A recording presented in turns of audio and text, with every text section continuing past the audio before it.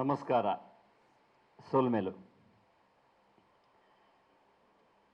ನ್ಯಾಯ ನೀತಿ ಮೂರ್ತಿ ವೆತ್ತ ಸತ್ಯ ದೈವವೇ ಮಹಾಮಹಿಮ ಮಂಜುನಾಥ ನಮೋ ಎನ್ನುವೆ ಅಂತ ನಾವು ಬಾಲ್ಯದಿಂದಲೂ ಆ ಭಜನೆಯನ್ನು ಕೇಳಿಕೊಂಡು ಬೆಳೆದವರು. ಇವತ್ತು ಆ ಧರ್ಮಕ್ಷೇತ್ರದ ಮೇಲೆ ಮಾಡುತ್ತಿರುವಂತಹ ನಿಂದನೆ, ಟೀಕೆ, ಅಪವಾದಗಳನ್ನು ಕೇಳುವಾಗ ಈಗಲೂ ಒಂಥರ ಮೈ ಕೋಪದಿಂದ ಜುಮ್ ಹೇಳ್ತಾ ಇದೆ. ಯಾಕೆ ದೊಡ್ಡವರು ತಪ್ಪು ಮಾಡಬಾರ್ದ, ನಿಮ್ಗೆ ಯಾಕೆ ಕೋಪ ಬರುತ್ತೆ ಅಂತ ಎಲ್ಲರೂ ಹೇಳ್ತಾರೆ.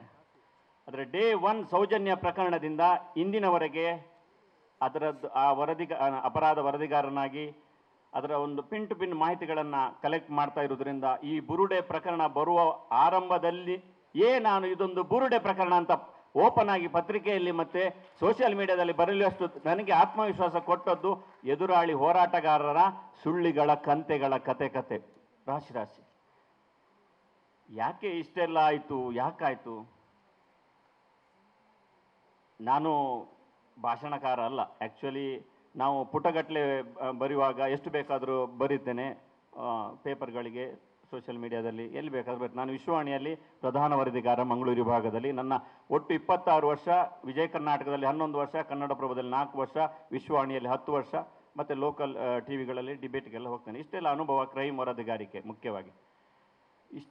ಇಷ್ಟೆಲ್ಲ ನಾವು ಇಲ್ಲಿ ಬಂದದ್ದಕ್ಕೆ ಭಾಷಣ ಮಾಡಲಿಕ್ಕೆಲ್ಲ ನಮ್ಮ ಅನುಭವ ಅಭಿಪ್ರಾಯಗಳನ್ನು ಹೇಳ್ಬೋದು. ಯಾಕೆಂದರೆ ಎದುರುಗಡೆ ಕೂತವರೆಲ್ಲ ವಿದ್ವಾನ್ಮಣಿಗಳು, ಜರಿಗಳು, ಹೋರಾಟಗಾರರು, ಹಿರಿಯರು, ಕಾರಂತರು, ಹೋರಾಟಗಾರರು, ಇವರು ಪುನೀತ್ ಅವರು, ತುಂಬ ಜನ ಇದ್ದಾರೆ. ದೊಡ್ಡ ಕಾಂಗ್ರೆಸ್ನವ್ರು ಯಾರು ಬರಲಿಲ್ಲ, BJP ಅವ್ರದ್ದು ಹೆಸರು ಓದಿದ್ರು, MC ಅವರು ಬಂದಿದ್ದಾರೆ ಅಂದರೆ ಸಂತೋಷದ ವಿಷಯ. ಯಾಕಂದರೆ ಧರ್ಮಸ್ಥಳ ಚಲೋಗ ಅವರು ಬಂದಿದ್ದಾರೆ. ಇಷ್ಟೆಲ್ಲ ವಿದ್ವಾನ್ಮಣಿಗಳ ಮುಂದೆ, ಇಷ್ಟೆಲ್ಲ ಜನರ ಮುಂದೆ ನಾನು ಭಾಷಣಕಾರನಲ್ಲದ ಒಬ್ಬ ಪತ್ರಕರ್ತ ಮಾತಾಡಬೇಕು ಅಂತ ನನಗೂ ಅನಿಸಿದ್ದು. ಯಾಕೆ ಹೇಳಿದರೆ, ಸತ್ಯ ಈಗ ನಿಧಾನಕ್ಕೆ ಹೊರಟಿದೆ. ಸುಳ್ಳು ಊರೆಲ್ಲ ಸುತ್ತಿ ಮೆರವಣಿಗೆ ಮಾಡಿದ ಮೇಲೆ ಸತ್ಯ ಹೊಸ್ತಿಲು ದಾಟ್ತಾ ಇದೆ ಅಂತೆ. ಪುಣ್ಯಕ್ಷೇತ್ರದ ಈ ಯಾತ್ರೆ ಎನ್ನುವಂಥದ್ದು ಸತ್ಯದ ಮೆರವಣಿಗೆ ಇನ್ನು ಎಲ್ಲ ಜಗತ್ತಿನೆಲ್ಲೆಡೆ ವ್ಯಾಪಿಸ್ತದೆ. ಇದು ಹೊಸ್ತಿಲು ದಾಟಿದ ಮೊದಲ ಒಂದು ಕಾರ್ಯಕ್ರಮ ಅಂತ ನಾನು ತಿಳ್ಕೊಳ್ತೇನೆ. ಯಾಕೆ ಹೇಳಿದ್ರೆ,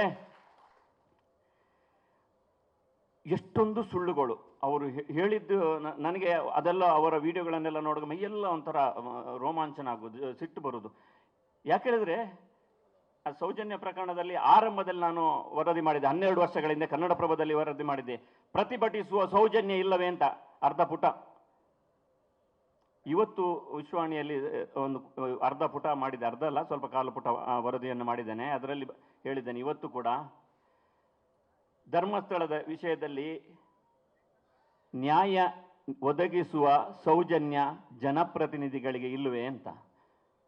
ಸೌಜನ್ಯ ಪ್ರಕರಣವನ್ನು ಯಾವಾಗ ಮುಕ್ತಾಯ ಹಾಡ್ತಿರೋ ಅವತ್ತೇ ಈ ಇಡೀ ಎಲ್ಲ ಸುಳ್ಳುಗಳಿಗೆ ಒಂದು ತಾರ್ಕಿಕ ಅಂತ್ಯ ಖಂಡಿತ ಕಾಣ್ತದೆ. ಅದಕ್ಕೋಸ್ಕರ ಜನಪ್ರತಿನಿಧಿಗಳು ಈ ಸೌಜನ್ಯ ಪ್ರಕರಣವನ್ನು ಮರು ತನಿಖೆ ಮಾಡಿ, ಮರು ವಿಚಾರಣೆ ಮಾಡಿ, ಅದರಲ್ಲಿರುವಂಥ ಆರೋಪಿಗಳನ್ನು ಪತ್ತೆ ಹಚ್ಚುವವರೆಗೆ ಖಂಡಿತ ಆವಾಗ ಸತ್ಯದ ಸಂಪೂರ್ಣ ಗೆಲುವಾಗ್ತದೆ.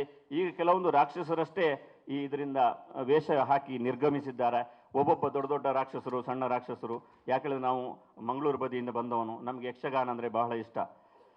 ಸೊ ಯಕ್ಷಗಾನ ಆಡ್ತಾ ಇರ್ತೇವೆ. ಇವರನ್ನೆಲ್ಲ ನೋಡುವಾಗ ನಮಗೆ ರಾಮಾಯಣವು, ಮಹಾಭಾರತವು, ಒಂದೊಂದು ಪಾತ್ರಗಳು, ಶಕುನಿಗಳು ಎಲ್ಲರೂ ನಮಗೆ ಇದರಲ್ಲಿ ಇಡೀ 12 ವರ್ಷಗಳ ಕಾಲ ನಡೆದಂಥ ಈ ಸೌಜನ್ಯ ಪ್ರಕರಣದಲ್ಲಿ ನಾನು ಇದನ್ನೆಲ್ಲ ನೋಡುವಾಗ ಅಭ್ಯಾಸ ಮಾಡಿಕೊಂಡವನು.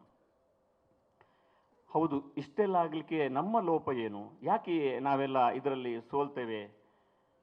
ಇದು ನಾವು ಇಷ್ಟು ಜನ ಮಾತ್ರ ಅಂತಲ್ಲ, ಈಗಿನವರು ಬುದ್ಧಿವಂತರು, ಒಳ್ಳೆ ತಿಳ್ಕೊಂಡವರು. ನನಗೊಂದು ತಲೆಯಲ್ಲಿ ಭ್ರಮೆ ಇತ್ತು, ಏನ್ರಿ ಆ ಬ್ರಿಟಿಷರು, ನಾವು ಸಣ್ಣ ಪಾಠ ಕೇಳುವಾಗ ಬ್ರಿಟಿಷರು 100 ಜನ ಬಂದು ನಮ್ಮನ್ನೆಲ್ಲ ಆಳಿ ಹೋದ್ರು, ನಾವೆಲ್ಲ ಈಗ ಇರ್ತಿದ್ರೆ ಬಿಡ್ತಾ ಇದ್ವು ಅಂತ. ಈಗ ನೋಡಿದ್ರೆ ಈ ಸುಳ್ಳುಗಳನ್ನು ನನಗೆ ದಿನ ಹೊಟ್ಟೆ ಉರಿಯುವುದು. ಪ್ರತಿದಿನ ಹೊಸ ಸುಳ್ಳುಗಳು ಬಂದಾಗ ಅದನ್ನು ವಿರೋಧಿಸಿ ನಾವೇನಾದರೂ ರಿಪೋರ್ಟ್ ಕಮೆಂಟ್ ಹಾಕಿದರೆ, ನಿನ್ನ ಮಗಳಿಗೆ ಅತ್ಯಾಚಾರ ಆದರೆ ವಿಡಿಯೋ ಮಾಡಿ ಹಾಕ್ತಾರೆ ಬಡ್ಡಿ ಮಕ್ಕಳು. ಅಲ್ಲ, ಹೇಳ್ಬಾರ್ದು ನಾನು ಶಬ್ದಗಳನ್ನು, ಹೊಟ್ಟೆ ಉರಿತದ್ರಿ. ಮಗಳಿಗೆ ಆ ಥರ ನಮಗೆ ನನಗಾದರೂ ಈಗ ಅಭ್ಯಾಸ ಆಯಿತು ಬೈದು ಅವರು ತುಂಬ. ಆದರೆ ನನ್ನ ಮಗಳು 15 ವರ್ಷ ಆಗಿದೆ, ನನ್ನ ಹೆಂಡತಿ ಸೋಷಿಯಲ್ ಮೀಡಿಯಾದಲ್ಲಿದ್ದಾರೆ, ಅವರು ಒಮ್ಮೊಮ್ಮೆ ಓದ್ತಾರೆ. ಅವರಿಗೆ ಎಷ್ಟು ಬೇಸರ ಆಗ್ತದೆ. ನಮಗೆ ಅಪರಾಧ ವರದಿಗಾರಿಕೆ, ನನ್ನ ಹಾಗೆ ಅದೆಷ್ಟೋ ಹೋರಾಟಗಾರರಿಗೆ ವೈಯಕ್ತಿಕವಾಗಿ ಎಷ್ಟೋ ಜನಕ್ಕೆ, ಕೀರ್ತಿ ಗಿಳಿಯಾರು ಬಿಡಿ, ಅವರು ಫೀಲ್ಡಲ್ಲಿದ್ದವರು, ಗಿಳಿಯಾರಂತೂ 10 ವರ್ಷಗಳಿಂದ ಬೈಗಳನ್ನು ಕೇಳ್ಕೊಂಡು ಬಂದವರು. ಆದರೂ ಕಮೆಂಟ್ ಮಾಡುವವರು ಯಾರೋ ಪಾಪದ ಮಹಿಳೆಯರು ಇತ್ತೀಚೆಗೆ ಒಂದು ಅರ್ಥ ಆಗಿ ಕಮೆಂಟ್ ಮಾಡಲಿಕ್ಕೆ ಹೋದರೆ ಸಾಕು, ನಿನ್ನ ಮಗಳಿಗೆ ಅತ್ಯಾಚಾರ. ಇವತ್ತಿನ ಒಂದು ವಿಡಿಯೋ, ನಿನ್ನೆ ವಿಡಿಯೋ ಸುನಿಲ್ ಕುಮಾರ್ ಅವರಿಗೆ ಹೇಳಿದ್ದಾರೆ, ಅವನು ಪಾಪದ ಕೊಡ ತುಂಬಿದೆ ಅಂಥವರದ್ದು. ಖಂಡಿತ ಪಾಪದ ಕೊಡ ತುಂಬಿದೆ. ಇವತ್ತು ಅವನ ಬಾಯಿಂದ ಅಂತಹ ಮಾತುಗಳನ್ನು ಆಡಿಸ್ತಾ ಇದೆ. ನಾನು ಎಲ್ಲರೂ ಸುಲಭದಲ್ಲಿ ನಮ್ಮನ್ನು ಮಾರಾಟ, ನೀವೆಲ್ಲ ಸಜ್ಜನರಿದ್ದೀರಿ, ಒಂದು ಸಜ್ಜನರ ಒಂದು ಅಂಶ ಇಲ್ಲಿ ಬಂದು ಕೂತಿದೆ ಅಷ್ಟೇ. ಸಮಾಜದಲ್ಲಿ ದುರ್ಜನರು ಬೇಕಾದಷ್ಟು ಸಂಖ್ಯೆಯಲ್ಲಿದ್ದಾರೆ. ಅತಿ ಹೆಚ್ಚು ಕೊಲೆಗಳು ಎಲ್ಲಿ ಆಗುವುದು, ಕೊಲೆ, ಅತ್ಯಾಚಾರ, ದುರಿತ ಜನಸಾಮಾನ್ಯ ಮಾಧ್ಯಮದಲ್ಲೇ ನೀವು ಅಂಕಿಅಂಶಗಳನ್ನು ತೆಗೆದ್ರೆ ಅಲ್ಲೇ ಜಾಸ್ತಿ ಆಗೋದು. ಒಳ್ಳೆಯ ವಿಚಾರಗಳು ಇದೆ, ಆದರೆ ಈಗ ವಿಜೃಂಭಿಸ್ತಾ ಇರುವುದು ಕೆಟ್ಟ ವಿಚಾರಗಳೇ. ಯಾಕೆ ಅಂತ ಹೇಳಿದ್ರೆ ನಮಗೆ ಸತ್ಯ ಯಾವುದು, ಸುಳ್ಳು ಯಾವುದು, ಕಾಲ್ಪನಿಕ ವಿಡಿಯೋ ಯಾವುದು, ನಿಜವಾದ ಮಾಧ್ಯಮ ಯಾವುದು, ಯೂಟ್ಯೂಬ್ ಯಾವುದು ಏನು ಅಂತ ಅರ್ಥ ಆಗದಂತಹ ಒಂದು ಸಂದಿಗ್ಧ ಪರಿಸ್ಥಿತಿಯಲ್ಲಿ ನಾವು ಇದಾಗಿರ್ಬೋದು, ಇದು ಸತ್ಯ ಆಗಿರ್ಬೋದು, ಯಾವುದಕ್ಕೂ ಇದಮ್ಮಿತ್ತಂ ಕಾನೂನು ಕಟ್ಟಳೆಗಳಿಲ್ಲ. ಹಾಗಾಗಿ ನಾವೊಂದು ಗೊಂದಲದ ಸ್ಥಿತಿಯಲ್ಲಿ, ಯಾಕೆ ನೀವೆಲ್ಲ ಬಿಡಿ, ನಾನೇ ಒಮ್ಮೊಮ್ಮೆ ಗೊಂದಲಕ್ಕೊಳಗಾಗುವುದು. ನಾನು ಆ ಚಾರ್ಜ್ ಶೀಟ್ ನೋಡಿದ್ದೇನೆ, ಆ ವೈದ್ಯರ ವರದಿ ನೋಡಿದ್ದೇನೆ, ವಿಧಿವಿಜ್ಞಾನ ವರದಿ ನೋಡಿದ್ದೇನೆ, ಡಾಕ್ಟರ್ ಹತ್ರ ಮಹಾಬಲೇಶ್ ಶೆಟ್ಟರ್ ಹತ್ರ ಮಾತಾಡ್ತೇನೆ.